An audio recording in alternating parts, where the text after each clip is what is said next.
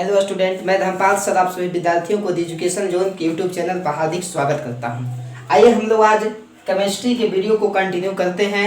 लगता है कि 10th क्लास के केमिस्ट्री का पहला चैप्टर का वीडियो हमने आपको बनाया था, उसी वीडियो को हम लोग कंटिन्यू करते हैं। यदि आप मेरे चैनल पर नए हैं तो बगल में दिखाई दे रहे लाल रंग का सब्सक्राइब बटन को जरूर से जरूर दबा दीजिएगा और साथ ही साथ बेल आइकन को भी दबा दीजिएगा ताकि मेरा कोई भी नोटिफिकेशन आपके पास बिना किसी रुकावट के आसानी से पहुंच सके। तो चलिए हम लोग आगे स्टार्ट करते हैं। हम उम्मीद करते हैं कि यदि आप जो है पढ़े हुए विद्यार्थी हैं तो वीडियो को केवल देखिएगा। यदि आप 10th के विद्यार्थी हैं, यदि 10th के विद्यार्थी हैं, आपको बोर्ड देना है तो जब भी आप मेरा वीडियो को देखिएगा तो साथ में कलम और कॉपी लेके बैठिएगा। तो हम उम्मीद करते हैं कि पिछला वीडियो को आपने जो है निमन से देखा होगा, उतारा होगा, नोट बना के रखा होगा। उसमें हमने चर्चा किया था रासायनिक अभिक्रिया के बारे में कि रासायनिक अभिक्रिया क्या होता है, और मैंने बहुत सारा आपको एग्जाम्पल दिया था। वहां पर मैंने आपको 5 एग्जाम्पल दिया था, याद होगा। रासायनिक अभिक्रिया का मैंने 5 उदाहरण दिया था। सबसे पहला मैं आपको याद दिला देता हूं। सबसे पहला मैंने बताया था कि जब हाइड्रोजन गैस ऑक्सीजन गैस के साथ अभिक्रिया करता है तो जल का निर्माण करता है। और सबसे लास्ट हमने बताया था, 5वां उदाहरण दिया था कि जब शुष्क बुझे हुए चूने पर 40 डिग्री सी ताप पर जब गर्म किया जाता है तब विरंजक चूर्ण का निर्माण होता है और साथ में जल बनता है। ऐसा मैंने आपको बताया था पिछले वीडियो में। आइए हम लोग आज जो है एक नई चीज को समझने जा रहे हैं जिसका नाम है, टॉपिक का नाम है अभिकारक तथा प्रतिफल। आप टॉपिक दीजिएगा अपने कॉपी में, अभिकारक तथा प्रतिफल। प्रतिफल को हम लोग उत्पाद के नाम से भी जानते हैं। तो हम लोग समझने का प्रयास करते हैं कि अभिकारक क्या होता है और प्रतिफल क्या होता है। ध्यान से देखिएगा। देखिए एक सिंपल हम उदाहरण आपको दे रहे हैं। ये है मेरा हाइड्रोजन गैस, ये है मेरा ऑक्सीजन गैस। ये बनेगा क्या बाबू? बनेगा मेरा जल। सिंपल उदाहरण है, बिल्कुल रासायनिक अभिक्रिया का सबसे सिंपल उदाहरण। जब हाइड्रोजन गैस ऑक्सीजन गैस के साथ अभिक्रिया करता है तो जल का निर्माण होता है। अब देखिए ध्यान से समझने का प्रयास कीजिएगा। अभिकारक को हम समझने जा रहे हैं। टॉपिक आपका है अभिकारक तथा प्रतिफल। प्रतिफल को हम लोग उत्पाद भी कहते हैं। अब देखिए हम लोग इसको समझने जा रहे हैं कि अभिकारक क्या है। अब बताइए, यह जब रिएक्शन हुआ तो इस रिएक्शन को संपन्न होने में कौन कौन सा मटेरियल आपके पास था?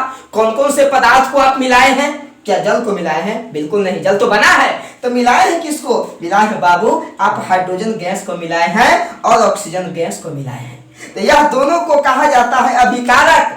मतलब कि रासायनिक अभिक्रिया को संपन्न कराने के लिए जो पदार्थ आपके पास रहता है, जो पदार्थ को आप मिलाते हैं, उस पदार्थ को ही कहा जाता है अभिकारक। और जो नया पदार्थ बनता है, मतलब रिएक्शन होने के बाद जो नया पदार्थ का निर्माण होगा, उसी को हम लोग कहते हैं प्रोडक्ट।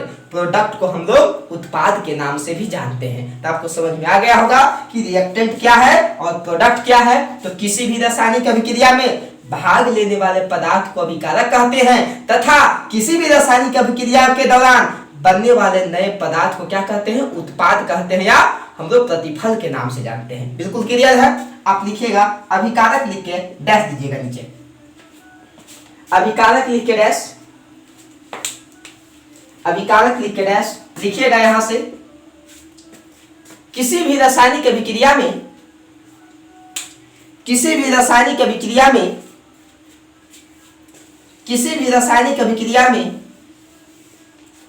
भाग लेने वाले पदार्थ को, किसी भी रासायनिक अभिक्रिया में भाग लेने वाले पदार्थ को अभिकारक कहा जाता है। अभिकारक कहा जाता है। किसी भी रासायनिक अभिक्रिया में भाग लेने वाले पदार्थ को अभिकारक कहा जाता है। अब नीचे लिखिएगा प्रतिफल लिख के डैश। प्रतिफल को हम लोग उत्पाद भी कहते हैं, जिसे अंग्रेजी में प्रोडक्ट कहा जाता है।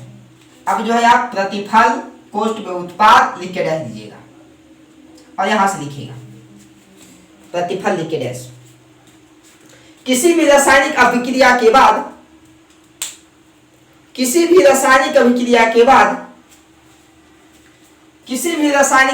के बाद बनने वाला किसी भी रासायनिक अभिक्रिया के बाद बनने वाला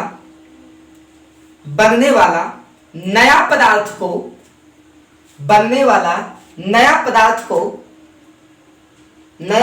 को प्रतिफल या उत्पाद कहा जाता है। बनने वाला नया पदार्थ को प्रतिफल या उत्पाद कहा जाता है। प्रतिफल या उत्पाद कहा जाता है। प्रतिफल या उत्पाद कहा जाता है। चलिए एक चीज को थोड़ा सा समझने का प्रयास कीजिएगा। नीचे हम एक चीज को लिखेंगे, ध्यान से देखिएगा। ये था बाबू आपका, क्या था? Hydrogen gas. कौन गैस बाबू? Hydrogen gas. अब प्लस क्या था आपके पास में? प्लस आपके पास में था oxygen gas. Hydrogen gas oxygen gas मिलेगा तो क्या बनेगा? जल बनेगा। ये आपका रासायनिक अभिक्रिया का कंकाल रूप है। इसको हम लोग कहते हैं अभिकारक। इसको क्या कहते हैं? इसको हम लोग कहते हैं अभिकारक। इसको हम लोग कहते हैं उत्पाद कहो या फिर प्रतिफल के नाम से भी हम लोग जानते हैं। आप इसको जैसे में आराम से लिख ले सकते हैं कि जो है रासायनिक अभिक्रिया में भाग लेगा उसे अभिकारक कहा जाएगा, और जो नयका बनेगा उसे हम लोग प्रतिफल कहेंगे। इसको आप जो है नीचे इजी में लिख लीजिएगा समझने के लिए। ठीक है, आइए आप लिख लिए होंगे या वीडियो को पॉज करके आप लिख लीजिएगा। अब उसके बाद हम लोग समझते हैं कि यदि कोई रासायनिक अभिक्रिया हमको दे दिया है तो उसमें हम लोग अभिकारक को कैसे पहचानेंगे और प्रतिफल को कैसे पहचानेंगे। बिल्कुल आसान है पहचानना। जो मिलेगा उसे अभिकारक कहेंगे और जो नयका बनेगा उसे हम लोग प्रतिफल कहेंगे। तो मैंने आपको 5 गो रासायनिक अभिक्रिया का उदाहरण दिया था। वो पांचों में जो है हम लोग पहचान के देखते हैं कि कौन अभिकारक है और कौन प्रतिफल है। ध्यान से बोर्ड पर समझिएगा। सबसे पहला उदाहरण था कि जब हाइड्रोजन गैस और ऑक्सीजन गैस आपस में अभिक्रिया करता है तो जल का निर्माण करता है। तो कौन कौन मिला तो क्या बना? तब कहिएगा कि हाइड्रोजन गैस तथा ऑक्सीजन गैस मिला तब जल बना। तो जो मिला उसको कहेंगे कि अभिकारक है। इसका मतलब कि हाइड्रोजन गैस तथा ऑक्सीजन गैस क्या है? अभिकारक है। नयका क्या बना? नयका हमारा बना जल। तो जल को कहेंगे कि प्रतिफल है और क्या है? उत्पाद है।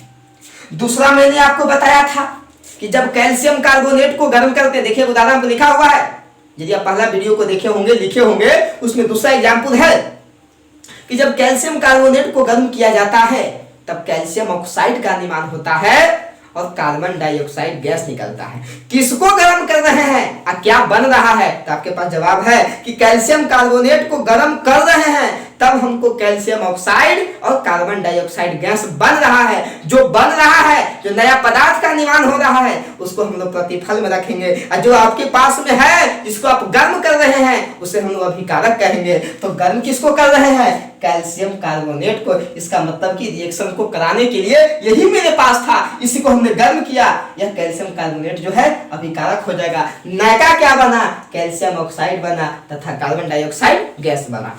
तीसरा को समझने का प्रयास करते हैं। तीसरा क्या है?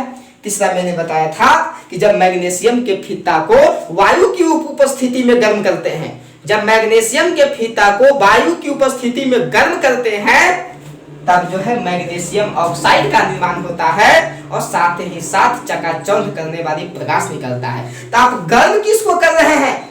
मैग्नीशियम के फीता को आप जो है वायु की उपस्थिति में गर्म करते हैं। इसका मतलब कि आपके पास में जो है क्या क्या है? एक मैग्नीशियम का फीता है और वायु है, वो दोनों की उपस्थिति में उसको गर्म कर रहे हैं। इसका मतलब यह दोनों को गर्म करिएगा तब न नयका मिलेगा।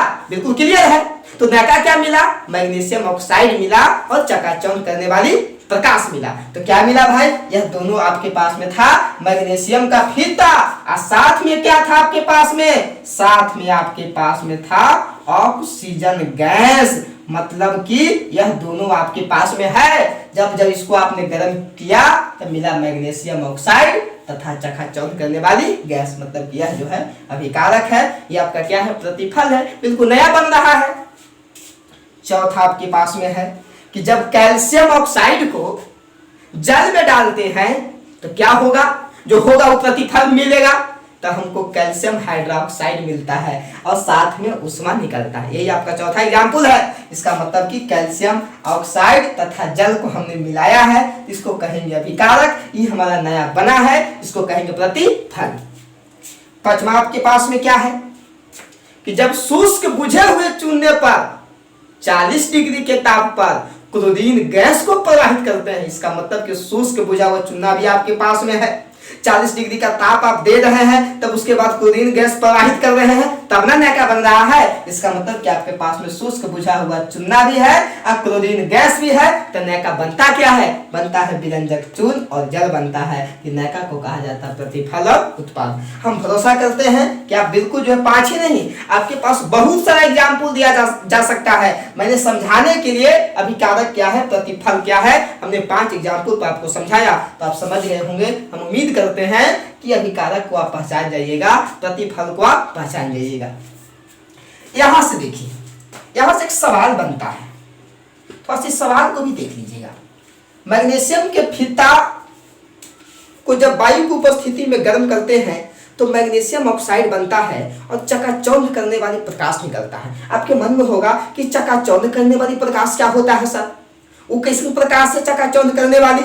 जैसे जो है कभी कभी आपने वेल्डिंग होते हुए देखा है, वेल्डिंग होते हुए देखा होगा क्या? वहां पर आंख आपको टिकता है, आंख एकदम चिलमिला जाता है, या आंख आप खोलने हैं, आपको आंख पर हम टॉर्च मार देंगे, आपका आंख जो है एकदम चंगभंगा जाइएगा। वही चकाचौंध करने वाली, मतलब कि जिस प्रकाश को जो है हम नहीं देख सकते हैं, देखते हैं तो आंख एकदम जो है चकाचौंध हो जाता है, चिलमिला जाता है, वैसे प्रकाश को हम लोग चकाचौंध प्रकाश कहते हैं। यहाँ से सवाल एक पूछता है, इसको थोड़ा सा मार करके रखिएगा। एक सवाल क्या पूछता है कि जब मैग्नीशियम के फीता को जलाने से पहले उसे रगड़ना पड़ता है।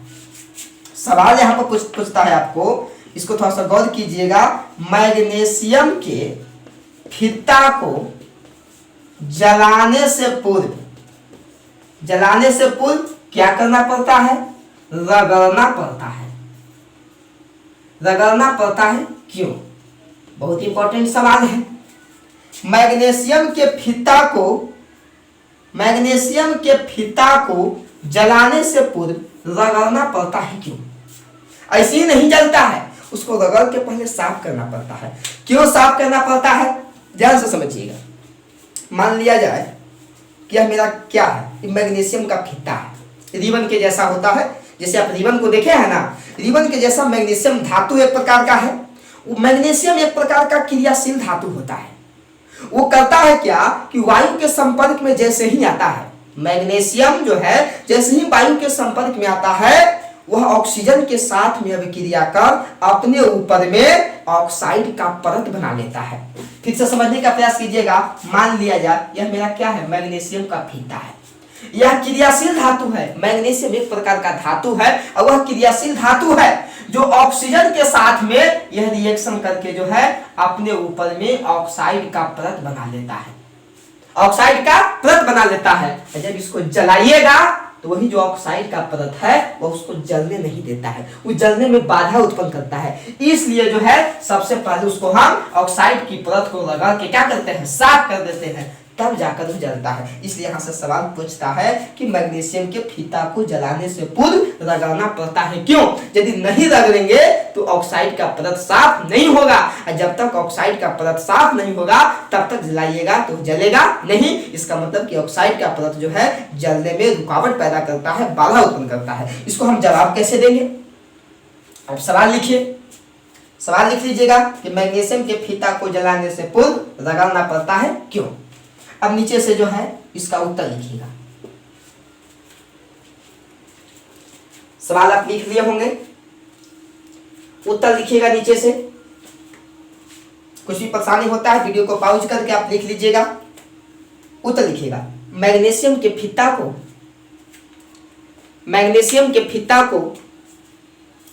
जलाने से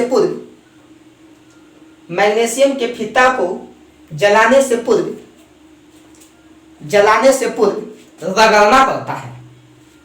मैग्नीशियम के फीता को जलाने से पूर्व रगड़ना पड़ता है क्योंकि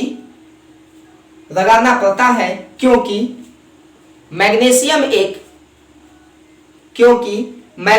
एक क्रियाशील धातु है। क्योंकि मैग्नीशियम एक क्रियाशील धातु है जो ऑक्सीजन के साथ, एक क्रियाशील धातु है जो ऑक्सीजन के साथ अभिक्रिया कर, जो ऑक्सीजन के साथ अभिक्रिया कर अपने ऊपर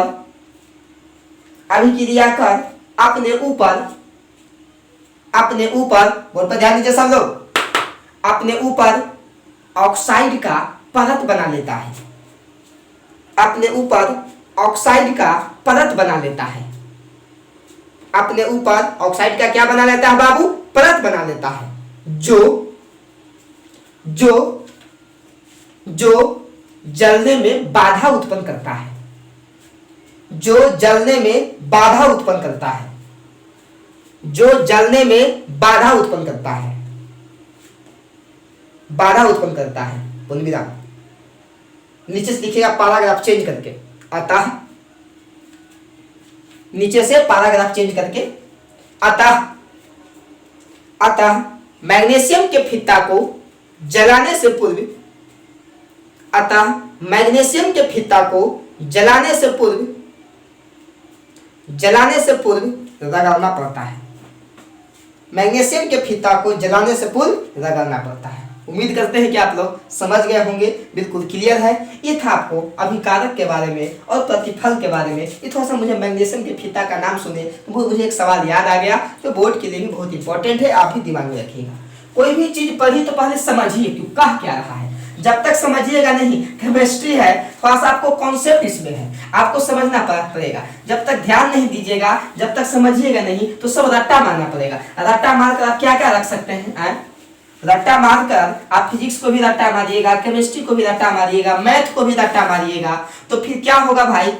तो फिर इतिहास भूगोल का क्या होगा? उसका तो और दशा खराब हो जाएगा। ये चलते साइंस है, थोड़ा सा कॉन्सेप्ट है, कोई भी चीज है समझने वाला था, चाहे आर्ट्स हो चाहे साइंस हो, सब में समझना होता है। आप विद्यार्थी हैं, समझकर हर चीज को सीखने का प्रयास कीजिएगा, मेरा आपसे यही गुजारिश है।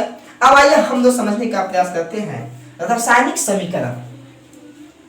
क्या है बाबू? रासायनिक समीकरण। आपने रासायनिक अभिक्रिया को समझ लिया है, अब समझने का प्रयास करते हैं कि रासायनिक समीकरण क्या है। ठीक है, आपने रासायनिक अभिक्रिया जो पढ़ा, उसी रासायनिक अभिक्रिया को हम सूत्रों तथा संकेतों की सहायता से यदि छोटा रूप में लिख देते हैं, जैसे ध्यान से बोर्ड पर देखिएगा, हम भाषा आपको दिखाए थे सबसे पहला कि जब हाइड्रोजन गैस ऑक्सीजन गैस के साथ अभिक्रिया करता है तो जल का निर्माण करता है। ये हुआ आपको रासायनिक अभिक्रिया। ये जो भाषा बोले, ये भाषा का नाम है रासायनिक अभिक्रिया। अब इसी भाषा को हम लोग सूत्र की सहायता से, संकेत की सहायता से यदि छोटा रूप में लिख देंगे तब वो बदल जाएगा रासायनिक समीकरण। जैसे जब हाइड्रोजन गैस ऑक्सीजन गैस, तो हाइड्रोजन गैस का भी सूत्र होता है और ऑक्सीजन गैस का भी सूत्र होता है, यह दोनों मिलेगा, संयोग करेगा तो प्लस साइन हमने दे दिया, तब बनता क्या है? तब कहता है कि जल बनता है, तो जल का भी संकेत होता है, जल का भी जो है सूत्र होता है। यह जो रासायनिक अभिक्रिया था भाषा वाला, उसको हम सूत्र तथा संकेत की सहायता से संक्षिप्त रूप में लिख दिए, तब यही को कहा जाएगा रासायनिक समीकरण। ये आपका रासायनिक समीकरण है, ये रासायनिक अभिक्रिया नहीं है, ये रासायनिक समीकरण है। ये जो भाषा आपको हमने दिखाया था 5 उदाहरण में, वो था रासायनिक अभिक्रिया। बिल्कुल क्लियर है? कैसे भाषा बनाएंगे? आपसे पूछ देगा कि रासायनिक समीकरण कहते किसे हैं बाबू, रासायनिक समीकरण क्या है? तो आप जवाब दीजिएगा कि किसी भी रासायनिक अभिक्रिया को सूत्रों तथा संकेतों की सहायता से संक्षिप्त रूप में, माने शॉर्टकट रूप में लिखने की विधि को ही कहा जाता है रासायनिक समीकरण। लिखिएगा रासायनिक समीकरण, टॉपिक दीजिएगा और नीचे से डैश देख लिखिएगा। रासायनिक समीकरण टॉपिक बनाइए, जैसे हम बनाए हैं, आराम से नोट तैयार कीजिएगा, जैसा क्लास में तैयार करते हैं। क्लास में जिस प्रकार से मैंने आपको बताते हैं उसी प्रकार से आप, बिल्कुल आपको फीलिंग नहीं होना चाहिए कि हम क्लास में नहीं हैं। जब हर चीज आपको हम क्लास के जैसा समझा रहे हैं तो आपको फील बिल्कुल नहीं होना चाहिए कि हम क्लास में सर नहीं पढ़ा रहे हैं। किसी प्रकार का डाउट हो मेरा व्हाट्सएप से भी आप जोड़ सकते हैं, कमेंट बॉक्स में भी आप बता सकते हैं। ठीक है, टॉपिक दे दिए होंगे, लिखिएगा डैश देकर। किसी भी रासायनिक अभिक्रिया को, किसी भी रासायनिक अभिक्रिया को रासायनिक अभिक्रिया को सूत्रों तथा रासायनिक अभिक्रिया को सूत्रों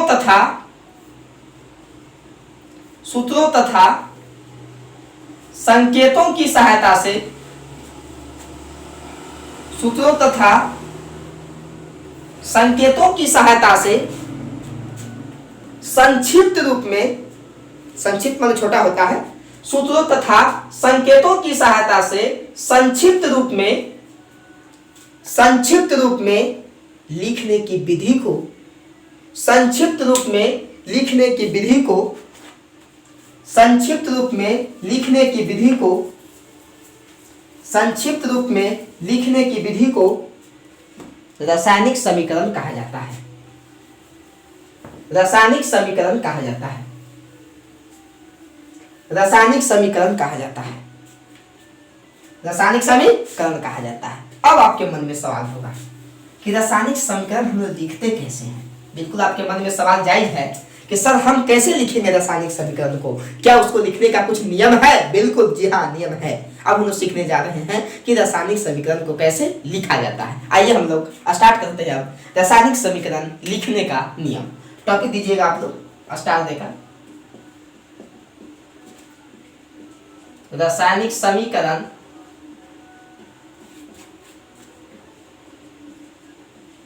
लिखने का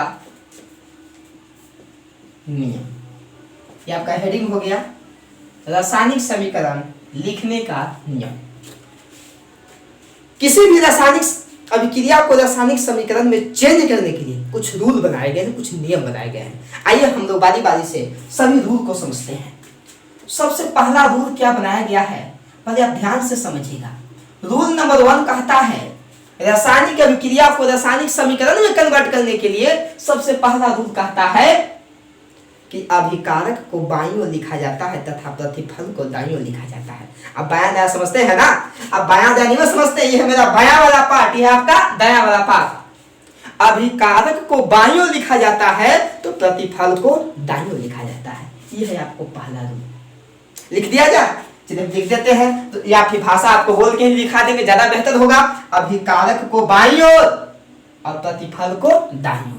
रूल नंबर देखिए बाबू, रूल नंबर आपका 2 कहता है यदि अभिकारक तथा प्रतिफल एक से ज्यादा हो, यदि अभिकारक तथा प्रतिफल एक से ज्यादा हो तब उसे प्लस चिन्ह द्वारा अलग करके लिखा जाता है। मतलब कि अभिकारक में यदि एक से ज्यादा पदार्थ है, प्रतिफल में भी यदि एक से ज्यादा पदार्थ है, तब उसे हम लोग प्लस चिन्ह द्वारा अलग करके लिखते हैं। ठीक है, हम तो समझेंगे सबको। रूल नंबर 3 पहले सुन लीजिए, मैं सबको लिखा दूंगा। रूल नंबर 3 कहता है कि अभिक्रिया की दिशा को दिखाने के लिए, अभिक्रिया की दिशा को दिखाने के लिए हम लोग ऐसा एरो चिन्ह का प्रयोग करते हैं। अभिक्रिया की दिशा को दिखाने के लिए हम लोग ऐसा जो है एरो चिन्ह का प्रयोग करते हैं। ये आपको 3 नियम है। ये 3 नियम को यदि आप दिमाग में रखते हैं तो आसानी से किसी भी रासायनिक अभिक्रिया को आप रासायनिक समीकरण में बदल सकते हैं। आइए हम समझने का प्रयास करते हैं। ये मेरा पदार्थ ए है एवं बी आपस में मिल जाता है तो नया ई मेरा क्या है, ये मेरा अभिकारक है। अब बनने वाला मेरा प्रतिफल क्या है, सी तथा क्या है, डी है। तो रूल नंबर 1 कहता है अभिकारक को बाईं ओर तथा प्रतिफल को दाईं ओर। इसका मतलब कि ए और बी को बाईं ओर रखेंगे और सी तथा डी को कहां रखेंगे, दाईं ओर रखेंगे। क्लियर है? मेरे पास में ये अभिकारक है, ये प्रतिफल है। रासायनिक अभिक्रिया से आप अभिकारक तथा प्रतिफल को छांटने के लिए सीखे हैं। मैंने आपको सिखाया है अभिकारक को कैसे पहचानते हैं और प्रतिफल को कैसे पहचानते हैं। ये मेरा अभिकारक है, ये मेरा प्रतिफल है। अभिकारक को बाईं ओर और प्रतिफल को दाईं ओर। रूल नंबर 2 कहता है यदि अभिकारक या प्रतिफल एक से ज्यादा हो, तो क्या अभिकारक एक से ज्यादा है? बिल्कुल है, 2 है, तब उसे प्लस चिन्ह द्वारा, क्या प्रतिफल भी एक से ज्यादा है? प्रतिफल भी एक से ज्यादा है, इसे प्लस चिन्ह द्वारा हम लोग अलग करके लिखते हैं। तीसरा कहता है अभिक्रिया की दिशा को बताने के लिए, अब एकरा से ई बना है कि एकरा से ई बना है, ये अभिकारक से न प्रतिफल बनता है कि प्रतिफल से अभिकारक बनता है, अभिकारक से प्रतिफल बनता है। मतलब कि रिएक्शन जो है इस साइड से ई साइड हो रहा है, तब उसमें हम लोग ऐसा एरो चिन्ह का देते हैं। एरो चिन्ह बता रहा है कि रिएक्शन जो है इस साइड से इस साइड हुआ है, मतलब कि यह जो है अभिक्रिया की दिशा को बताने का काम करता है। अब शायद आप लोग समझ गए होंगे। फिर हम लोग पांचों को देखेंगे उदाहरण के तौर पर। लिखिएगा नीचे ऐसा डैश देकर, हेडिंग बनाइएगा रासायनिक अभिक्रिया, रासायनिक समीकरण लिखने का नियम। हेडिंग बनाइए रासायनिक समीकरण लिखने का नियम, नीचे से डैश देके लिखिएगा। रासायनिक समीकरण लिखने का निम्नलिखित नियम है। रासायनिक समीकरण लिखने का निम्नलिखित नियम है। रासायनिक समीकरण लिखने का निम्नलिखित नियम है। निम्नलिखित नियम है। Rule number 1, rule number 1, rule number 1 लिखिएगा। रूल नंबर 1 में अभिकारक को बाईं ओर, अभिकारक को बाईं ओर तथा प्रतिफल को दाईं ओर लिखा जाता है। अभिकारक को बाईं ओर तथा प्रतिफल को दाईं ओर लिखा जाता है। अभिकारक को बाईं ओर तथा प्रतिफल को दाईं ओर लिखा जाता है। रूल नंबर 2, रूल नंबर 2 लिखिएगा। यदि अभिकारक या प्रतिफल, यदि अभिकारक या प्रतिफल, अभिकारक या प्रतिफल एक से अधिक हो, अभिकारक या प्रतिफल एक से अधिक हो, एक से अधिक हो, तब उसे प्लस चिन्ह द्वारा, बोर्ड पर लिखा हुआ प्लस चिन्ह, तब उसे प्लस चिन्ह द्वारा, प्लस चिन्ह द्वारा अलग करके लिखा जाता है। तब उसे प्लस चिन्ह द्वारा अलग करके लिखा जाता है। तब उसे प्लस चिन्ह द्वारा अलग करके लिखा जाता है। क्लियर है? रूल नंबर 3, रूल नंबर 3 लिखिएगा। अभिक्रिया की दिशा को बताने के लिए, अभिक्रिया की दिशा को बताने के लिए, अभिक्रिया की दिशा को बताने के लिए, अभिक्रिया की दिशा को बताने के लिए, अभिक्रिया की दिशा को बताने के लिए अभिकारक तथा प्रतिफल के बीच, अभिक्रिया की दिशा को बताने के लिए अभिकारक तथा प्रतिफल के बीच, प्रतिफल के बीच तीर ऐसे, तीर कोष्ठ में ऐसे, बोर्ड पे देखिए, बोर्ड पे देखिए बाबू देव, तीर कोष्ठ में ऐसे निशान का प्रयोग करते हैं। तीर कोष्ठ में ऐसे निशान का प्रयोग करते हैं, मतलब यह है आपको अभिक्रिया की दिशा को बताता है कि रिएक्शन कहीं हो रहा है। चलिए यहाँ तक आपको क्लियर होगा। जैसे देखिए हम लोग अच्छा आपको उदाहरण दिए हैं, ये आपका फॉर्मेट रूपी उदाहरण है, ध्यान से बोर्ड पर देखिएगा सब लोग। अभिकारक ए तथा बी है, प्रतिफल सी तथा डी है। अभिकारक को बाईं ओर, मतलब कि ए और बी बाईं ओर और सी तथा डी कहाँ दाईं ओर। दोनों एक से ज्यादा है तो दोनों को प्लस चिन्ह द्वारा अलग करके लिखा जाएगा। अभिकारक से प्रतिफल बनता है तो ऐसा हम जो है तीर का निशान देंगे। बिल्कुल क्लियर है? ये आपका था रासायनिक अभिक्रिया से अभिकारक तथा प्रतिफल को हमने निकाल लिया, उसके बाद हमने जो है यहाँ पर उसे रासायनिक समीकरण में बदल दिया। आइए हम जो है आपका इजी नंबर 1 जो है आपका जो हमने रासायनिक अभिक्रिया जो 5 को लिखाया था उस पे हम चर्चा करने जा रहे हैं। उसमें अभिकारक भी आपने पहचाना है, प्रतिफल भी आपने पहचाना है, एक डाटा आपके पास में था। सबसे पहला था हाइड्रोजन गैस, मतलब कि H2 प्लस O2, तब बनेगा क्या? बनेगा हमारा H2O। ये अभिकारक था, ये प्रतिफल था, इधर एक से ज्यादा है तो प्लस द्वारा, इधर सिंगल है तो सिंगल, और एन से रिएक्शन होता है। चलिए दूसरा आपके पास में क्या था? कैल्शियम कार्बोनेट को गर्म करते हैं। गर्म किसको करते हैं? CaCO3। यहाँ पर आपको फॉर्मूला की जानकारी होना बहुत जरूरी है। CaCO3 जब इसको हम लोग गर्म करते हैं, ये आपका डेल्टा है। केमिस्ट्री में डेल्टा का मतलब क्या होता है? गर्म करना होता है। तब बनता है कैल्शियम ऑक्साइड अब प्लस कार्बन डाइऑक्साइड। ये जो आपका तीर का निशान ऊपर मुद्दे है, इसका मतलब होता है कि गैस निकल रहा है। ठीक है, या आपको देखिए रासायनिक अभिक्रिया को हमने सूत्र की सहायता से लिख रहा है। तीसरा समझिएगा, तीसरा था आपके पास में, तीसरा आपने क्या देखा था कि जब मैग्नीशियम के फीता को वायु की उपस्थिति में गर्म करते हैं तो मैग्नीशियम माने Mg और प्लस आपके पास में O2 था विकारक में, आपके पास चार्ट है। तो उसके बाद इसको गर्म करते हैं तब बनता है क्या? MgO मतलब कि मैग्नीशियम ऑक्साइड। और साथ में क्या निकलता है? साथ में जो है आपके पास चकाचौंध प्रकाश निकलता है, वैसा प्रकाश जिससे आंख जो है चिलमिला जाता है। मतलब कि रासायनिक अभिक्रिया को हम रासायनिक समीकरण में कन्वर्ट करने जा रहे हैं। चौथा आपके पास में क्या था? जब कैल्शियम ऑक्साइड को जल में डालते हैं, आपके पास में है, इसका मतलब कि कैल्शियम ऑक्साइड को जल में डालते हैं, यह मेरा अभिकारक है, तो क्या बनता है? कैल्शियम हाइड्रोक्साइड का निर्माण होता है। और साथ में क्या निकलता है? ऊष्मा निकलता है। ये सब चीज आपको 9 से क्लियर होना चाहिए कि क्या फॉर्मूला होता है कैल्शियम हाइड्रोक्साइड का। पचमा आपको क्या है भाई? शुष्क बुझे हुए चूना। तो शुष्क बुझे हुए चूना का फॉर्मूला होता है CaOH का होल ट्वाइस। ये आपका शुष्क बुझे हुए चूना है। मतलब कि रासायनिक अभिक्रिया से रासायनिक समीकरण लिखना चाहिएगा तो आपको सूत्र की जानकारी होना चाहिए और संकेत की जानकारी होना चाहिए।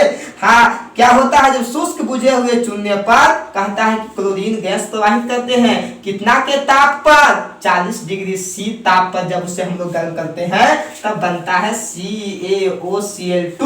ये आपका हो गया विरंजक चूर्ण। और साथ में क्या निकलता है? साथ में आपका जल निकलता है। मैंने आपको 5 को रासायनिक अभिक्रिया लिखा था, वो 5 को हमने रासायनिक समीकरण के रूप में आपको बदल दिया। ये था आपका रासायनिक समीकरण और रासायनिक अभिक्रिया। अभी बहुत सारा बात आपके पास है। रासायनिक समीकरण में बहुत सारा बात अभी बाकी है। रासायनिक समीकरण कितने प्रकार के होते हैं? तो कि 2 प्रकार के, संतुलित और असंतुलित। संतुलित क्या है, असंतुलित क्या है, दोनों का डिफिनेशन देखेंगे। संतुलित हम लोग क्यों करते हैं और संतुलित हम लोग कैसे करते हैं, बहुत सारी चीजें भी हम लोग को देखने के लिए बाकी है। फिर हम लोग काम करेंगे अगला वीडियो में। यदि जो है मेरा वीडियो आपको अच्छा लगा होगा तो आप इसको लाइक कीजिएगा, आप इसको सब्सक्राइब कीजिएगा और जरूर से जरूर अपने दोस्तों में शेयर कीजिएगा। धन्यवाद।